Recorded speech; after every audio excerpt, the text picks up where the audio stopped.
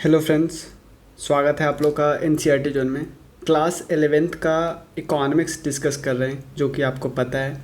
पहला chapter discuss कर चुके हैं कि हमारे देश के इकॉनमी की क्या पोजीशन थी जब हम आज़ाद हुए थे।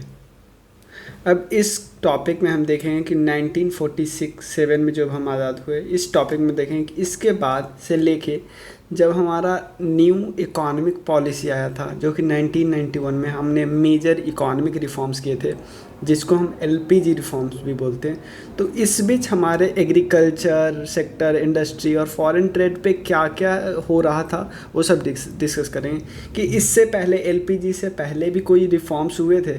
अगर मेजर रिफॉर्म्स नहीं भी हुआ था तो जो छोटे मोटे रिफॉर्म्स जो एग्रीकल्चर फील्ड में, इंडस्ट्रियल फील्ड में, तो वो सब डिस्कस करेंगे। तो इकोनॉमिक प्लानिंग के बारे में भी डिस्कस करना है, थोड़ा बहुत इसमें डिस्कस करना है। मतलब मेजर इकोनॉमिक प्लानिंग के बारे में डिस्कस करना है, नहीं करना है। ऐसे नहीं कि फर्स्ट 5 ईयर प्लान में क्या हुआ, second, third, fourth, fifth, six में क्या हुआ, ये सब नहीं करना है। बस हमें इकोनॉमिक प्लानिंग का मतलब पता होना चाहिए और ऑब्जेक्टिव पता होना चाहिए। फिर देखेंगे agricultural sector, industrial sector and foreign trade में क्या क्या रिफॉर्म्स आए इस टाइम लाइन के बीच में। क्लियर है। अब हम सबसे पहले, कोई सोसाइटी होती है तो उसको सबसे पहले 3 क्वेश्चन का जवाब अपने आप से देना होता है। 3 क्वेश्चन का जवाब, वो 3 क्वेश्चन क्या है? सबसे पहले उसको जवाब देना होता है कि क्या हमें प्रोड्यूस करना है अपनी सोसाइटी के लिए, अपनी कंट्री के लिए क्या प्रोड्यूस करना है। क्या हम ज़्यादा जोर दें अनाज पे कि जो हंगरी पीपल के लिए खाना मिले, या हम स्पेस सेक्टर पे ज़्यादा प्रोड्यूस करें, या डिफेंस सेक्टर के लिए प्रोड्यूस करें।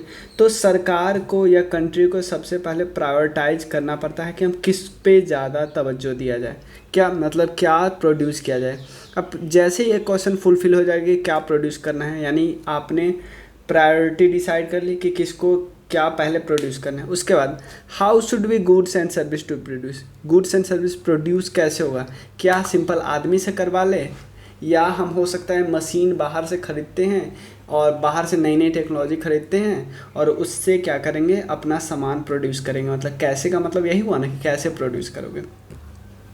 और थर्ड है कि जब हमारे पास हमें ये भी पता चला है क्या प्रोड्यूस करना है, हमने प्रोड्यूस भी कर लिया, अब डिस्ट्रीब्यूट कैसे करेंगे। डिस्ट्रीब्यूट ऐसा थोड़ी हम फ्री में डिस्ट्रीब्यूट करेंगे, डिस्ट्रीब्यूट तो पैसे लेके ही करेंगे, लेकिन डिस्ट्रीब्यूशन कैसे होगा। अगर मतलब प्राइवेट पीपल होगा तो डिस्ट्रीब्यूशन पैसे दे के करेगा और अपने अपने प्रॉफिट मोटिव के हिसाब से करेगा। लेकिन जो पब्लिक गवर्नमेंट की कंपनी होती है वो ज़्यादा इक्विटी पर सोचती है कि लोगों को बराबर बराबर डिस्ट्रीब्यूट किया जाए, मतलब इक्वालिटी के बारे में सोचती रहती है।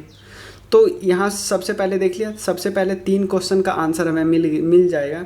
तो हम आगे चलते हैं कि इकोनॉमिक प्लानिंग का मतलब क्या होता है, इकोनॉमिक प्लानिंग क्यों करते हैं। भाई आपको मैं बता दूं कि नॉर्मल कोई भी हम छोटा से छोटा काम करने जा रहे हैं तो हमें प्लानिंग की ज़रूरत होती है।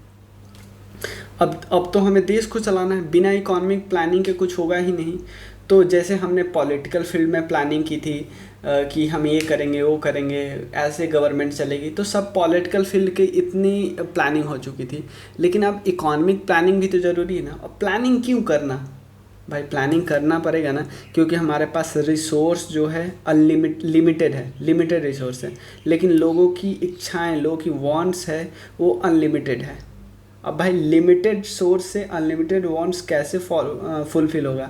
भाई आपको प्रायोरिटी सेट करना, किसको सबसे ज़्यादा प्रायोरिटी देनी है, कि भूख को जल्दी मिटाना है, भूख को पहले जल्दी देना है, या डिफेंस सेक्टर को तवज्जो देना है। ये डिपेंड करता है कि कैसा देश है, कैसी इकॉनमी है। क्लियर, कि लोगों की जनता के लिए ख्याल रखना है या नेशनल सिक्योरिटी का ख्याल ज़्यादा रखना है। तो it means utilization of a country resource, मतलब रिसोर्स, कंट्री के बाद रिसोर्स का मतलब क्या होता है कि कितना फॉरेस्ट है, कितना लैंड एरिया है, कितना मिनरल है, कितना कोल है, सब कुछ सारे रिसोर्स में ही आता है। रिसोर्स ऐसा चीज़ होता है जिसका हम कभी ना कभी यूज करते हैं, कोई भी चीज़। तो इकोनॉमिक प्लान का सिंपल मतलब होता है आपके पास रिसोर्स लिमिटेड है, वांट्स अनलिमिटेड है, तो इसका कैसे यूज किया जाए कि आपकी सारी फुल प्रायोरिटी, जो भी प्रायोरिटी वाला काम है, जो प्रायोरिटी में सबसे ऊपर है, जो ज़्यादा प्राथमिकता रखता है आपके लिए, वो पूरा हो जाए। क्लियर। तो और इसमें प्रायोरिटी में ध्यान रखना नेशनल प्रायोरिटीज़ और डेवलपमेंट एक्टिविटीज़ उसी तरह से करना है कि भाई मुझे चाहिए कि मुझे अगर यहाँ पे फैक्ट्री इस्टेब्लिश करनी है, यहाँ पे फैक्ट्री और एक जंगल के अंदर है, तो भाई आपको इंफ्रास्ट्रक्चर तो इस्टेब्लिश करना होगा ना, शहर से इसको ऐड करना होगा, क्योंकि यहाँ से सामान लागे तो यहाँ पे लाना पड़ेगा ना, तो सब कुछ आपको ध्यान देना होगा। क्लियर। तो इसके लिए इकोनॉमिक प्लानिंग कोई खुद से नहीं कर सकता था, इसलिए एक ऐसा कमीशन बैठाया गया जिसको बहुत ज़्यादा स्पेशलाइजेशन था इस फील्ड में। तो इकोनॉमिक प्लानिंग कमीशन बैठाया गया 1950 में और 2015 में इसका नाम चेंज करके पद पड़ गया नीति आयोग। बस थोड़ा बहुत जो काम था वो भी चेंज हो गया। जो प्लानिंग कमीशन का काम पैसे फाइनेंस से रिलेटेड वाला था, नीति आयोग से फाइनेंस वाला काम ले लिया गया। फाइनेंस वाला काम ये अब एक थिंक टैंक टाइप काम करती है, बहुत सारे रिपोर्ट देती है, आपको तो पता ही होगा। उसके अलावा नेशनल डेवलपमेंट काउंसिल भी इस्टेब्लिश किया गया था 1952 में। और इकोनॉमिक प्लानिंग डिपेंड करता है किस टाइप का इकोनॉमिक सिस्टम है। कि मान लो एग्जांपल लेते हैं, अगर कोई कैपिटलिस्ट सिस्टम है तो प्राइवेट कंपनी अगर प्रोड्यूस करेगी, क्या प्रोड्यूस करेगी भाई, दो चीज़ ध्यान रखेगी, जिस चीज़ का डिमांड है और जिसमें सबसे ज़्यादा प्रॉफिट उसको होगा। क्लियर है, जिस चीज़ का डिमांड है और सबसे ज़्यादा प्रॉफिट जिसमें होगा प्राइवेट, तो वही अपनाएगा ना। लेकिन जो सोशलिज्म वाली होगी, जो सोशलिज्म का मतलब होता है कंप्लीट डिपेंडेंट होता है किसका, गवर्नमेंट का, तो गवर्नमेंट वही प्रोड्यूस करेगी ना। गवर्नमेंट लगता है यार थोड़ा इक्वलिटी के बारे में सोचता है, थोड़ा जो इनइक्वलिटी है सोसाइटी में उसके बारे में सोचता है। तो दोनों के बीच थोड़ा हम डिफरेंस देख लेते हैं, ये अलग से मैंने पिक लगा है, ये आपके बुक में नहीं है। तो दोनों में डिफरेंस, एक कैपिटलिस्ट इकॉनमी आपको पता है प्राइवेट चलाती है, सोशलिस्ट मतलब स्टेट के द्वारा ऑन्ड है, मतलब स्टेट की कंपनी है, सरकार की है। तो प्राइवेटली ऑन्ड है, ऑनरशिप किसका है, प्राइवेट इंसान के हाथ में, सरकार के हाथ में। सरकार क्या चाहेगी कि ज़्यादा समाज में इनइक्वलिटी नहीं आए, कुछ ही लोगों के पास पैसा नहीं कंसंट्रेट हो, तो हम क्या करते हैं, बड़े लोग से टैक्स लेते हैं, छोटे लोग को हम सब्सिडी देंगे। क्लियर। फाउंडेशन बिलीफ क्या है, फाउंडेशन बिलीफ होता है competition brings out the best in the people. Obviously ये इनको अगर काम में चुनना हो, जैसे मान लो कंपटीशन हम यहाँ कई फील्ड में देख सकते हैं, जैसे 3-4 कंपनी सेम बनाएगी तो आप देखोगे ना सब में कंपटीशन होगा कि किस काम के लिए सबसे सस्ता कौन लाएगा और प्लस और सबसे एफिशिएंट सामान कौन लाएगा, जो सबसे अच्छा भी हो, अच्छा प्रोडक्ट भी हो, मतलब क्वालिटी वाला प्रोडक्ट हो और रीजनेबल हो, सस्ता हो, ध्यान रखा। लेकिन स्टेट ओन्ड में क्या होगा, कॉपरेशन पे ध्यान रखा है कि एक कंपनी ये बना रही है तो दूसरी कंपनी सरकार की होगी तो दूसरी चीज़ बनाएगी, क्योंकि यहाँ पे कॉपरेशन पे ध्यान रखा। तो इस सरकार अगर इस पे कोई रेट लाए तो इसमें कोई कंपटीशन नहीं आया, कोई ऐसा नहीं बोलेगा कि मैं तो इससे सस्ता बना दूंगा, नहीं भाई, आपको अलाउ ही नहीं है वो पर्टिकुलर सामान बनाओ जब तक सरकार आपको लाइसेंस ना दे। वेल्थ कैसे होता है, every one work for own wealth, मतलब सब काम करते अपने पैसे के लिए, सब अपने इंटरेस्ट के लिए काम करते हैं। और इसमें जो सोशलिस्ट इकॉनमी होती है, every one work for wealth which is distributed equally to every one. मतलब ये जो कंप्लीट जो सोशलिस्ट इकॉनमी होती है, जो कि रसिया वगैरह में थी स्टार्टिंग में। मार्केट सिनारियो कैसे थे, लेवल प्लेइंग फील्ड है भाई, सबके लिए बराबरी का मौका है। लेकिन यहाँ पे ऐसा नहीं होता है, पीएसयू को प्रोटेक्शन दिया जाता है, प्राइवेट एंटरप्राइज को बोला जाता है आपको परमिट तभी देंगे जब ये पर्टिकुलर बिजनेस आप खोलोगे, इस पर्टिकुलर एरिया में खोलोगे और इससे ज़्यादा प्रोड्यूस नहीं करोगे तभी हम आपको परमिशन देंगे। क्लियर। गवर्नमेंट इंटरफेरेंस इसमें बहुत कम होता है, तब होगा जब आप लॉ को वायलेट करोगे। जैसे मान लो आपने लेबर लॉज को वायलेट किया कि लेबर लॉ की 14 साल से बच्चे को कोई जॉब नहीं देनी है, आप सारे रखे हुए 14 साल से कम के, तो यहाँ पे आप वायलेट किए, तो यहाँ पे गवर्नमेंट का इंटरफेरेंस होगा। लेकिन इसमें फुल्ली इन्वॉल्व होता है गवर्नमेंट। एम्प्लॉयज़ का मोटिवेशन क्या होता है, हाईली मोटिवेट होता है, क्योंकि इनको पता होता है कि भाई मैं जितना मेहनत करूँ ना उसके रेस्पेक्ट में मुझे उतना पैसा मिलेगा ही मिलेगा सैलरी के रूप में। लेकिन जो सोशलिस्ट इकॉनमी में होती है ना, रेयरली मोटिवेटेड होता है, क्योंकि उनको पता है भाई मैं कुछ भी करूँ मुझे जितना पैसे मिलने हैं ना मिलेंगे ही मिलेंगे, रेयरली मोटिवेटेड होते हैं। मेरिट क्या होता है कि perception of better economic growth because of the competition, इनको लगता है कि कम ज़्यादा कंपटीशन होता है, इससे बेटर इकोनॉमिक ग्रोथ होते हैं। Clear. Equal distribution of income, इससे वेलफेयर होता है। मतलब ये ध्यान देना, ये काम करती है इकोनॉमिक ग्रोथ पे, ये काम करती है इकोनॉमिक वेलफेयर पे कि सबका भलाई हो बस। डीमेरिट क्या है कि few individual group attain a power rest are exploited. आप देखते ही हो कुछ ही कंपनियों का बोलबाला है, बाकी सब ऐसे ही कुछ नहीं कर रहे हैं, एक्सप्लॉइटेड है। इसमें क्या होता है, hard work is not rewarded, lazy employ also employ equal level of benefit. जैसे आप गवर्नमेंट जॉब में देख ही सकते हो।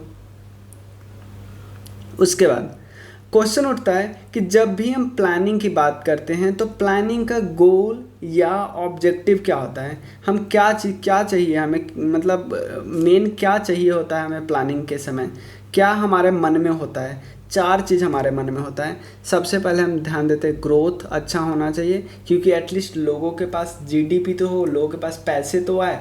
उसके बाद अगर जीडीपी है मतलब ये सब ऐसा नहीं बोल सकते कि हम एक के बाद एक होता है, पहले स्टेज दूसरा स्टेज नहीं है भाई, ये साइमल्टेनियस काम कर सकता है। ग्रोथ, मॉडर्नाइजेशन, सेल्फ रिलायंस और एक है लास्ट है इक्विटी।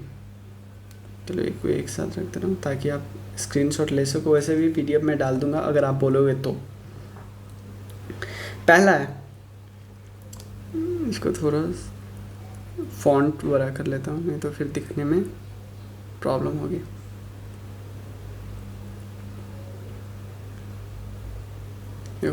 ग्रोथ का मतलब होता है कंपनी, ग्रोथ का मतलब होता है इंक्रीज होना ग्रोस डोमेस्टिक प्रोडक्ट यानी जीडीपी। ग्रोस डोमेस्टिक प्रोडक्ट आपको पता है सिंपल है, ग्रोस का मतलब होता है टोटल, ग्रॉस का मतलब टोटल, डोमेस्टिक का मतलब ये अगर कि कोई देश है, इंडिया है, तो इंडिया के अंदर जो भी प्रोड्यूस हो रही है, जो भी, उस सब का मार्केट वैल्यू, उसका सबका कन्वर्जन इन रुपीज़ में हम बोलेंगे, या कन्वर्जन इन डॉलर में अगर कन्वर्ट कर देंगे, सबका मार्केट, चाहे वो कंपनी इंडिया की हो चाहे किसी और देश की हो, सबका अगर हम वैल्यू ऐड करेंगे वैल्यू, तो ये आ जाता है जीडीपी। तो it refers to the increase in the country capacity to produce the output of goods and service. Obviously country के पास पैसा ज़्यादा आ गया, ज़्यादा कैपेसिटी आ गई, तो यानी ज़्यादा प्रोड्यूस करेंगे गुड्स एंड सर्विसेज।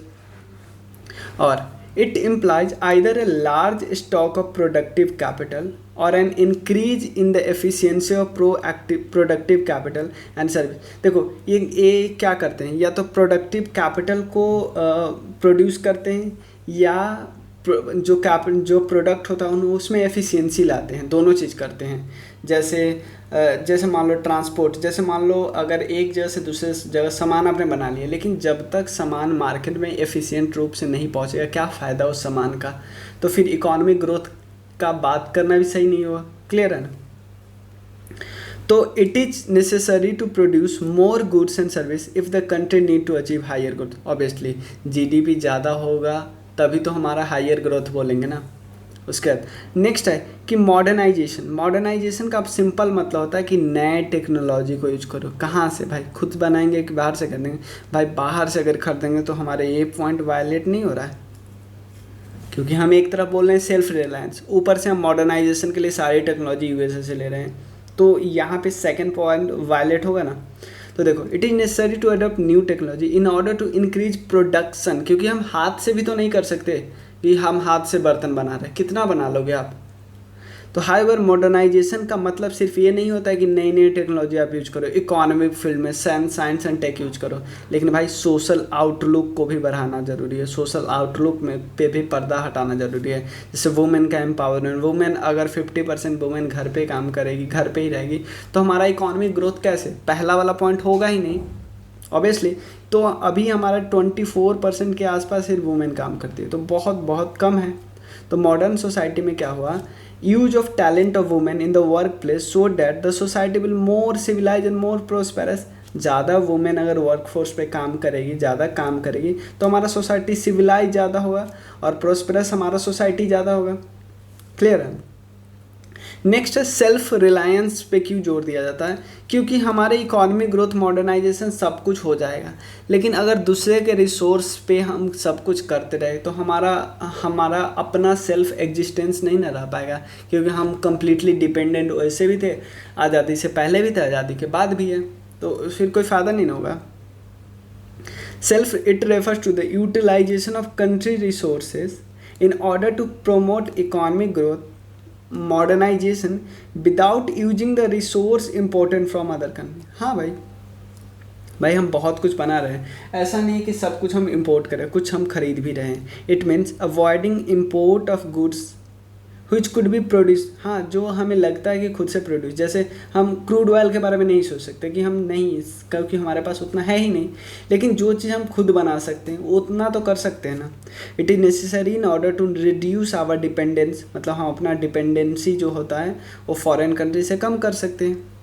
उसका लास्ट क्या है, इक्विटी. मतलब इक्विटी का मतलब होता है इक्वल डिस्ट्रीब्यूशन तो होना ही चाहिए.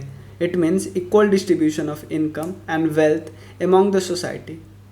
It is important to ensure that the benefit of economic development should reach to the poor. अगर भाई सब ऊपर लोग ही कमा रहे हैं, ऊपर ही बांट रहे हैं, तो फिर लोगों को फ़ायदा ही क्या, मतलब लोगों को कोई फ़ायदा ही नहीं होगा नॉर्मल लोगों को.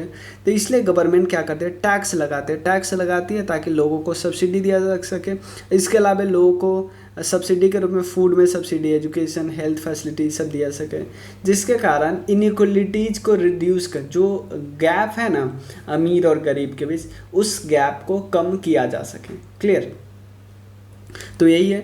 नेक्स्ट वीडियो में हम डिस्कस करेंगे लैंड रिफॉर्म्स, और जो हमने एग्रीकल्चर के लिए जो किया था जैसे लैंड रिफॉर्म, और उसके बाद हम डिस्कस करेंगे इंडस्ट्रियल सेक्टर में हमने क्या क्या किया है, तो इंडस्ट्रियल पॉलिसी. तो हम जल्दी ट्राई करेंगे डिस्कस करने का. अगर ये 2 वीडियो और आ जाए तो कोई प्रॉब्लम नहीं, लेकिन वीडियो आएगी तो छोटी आएगी. ठीक है, चलिए, थैंक यू सो मच.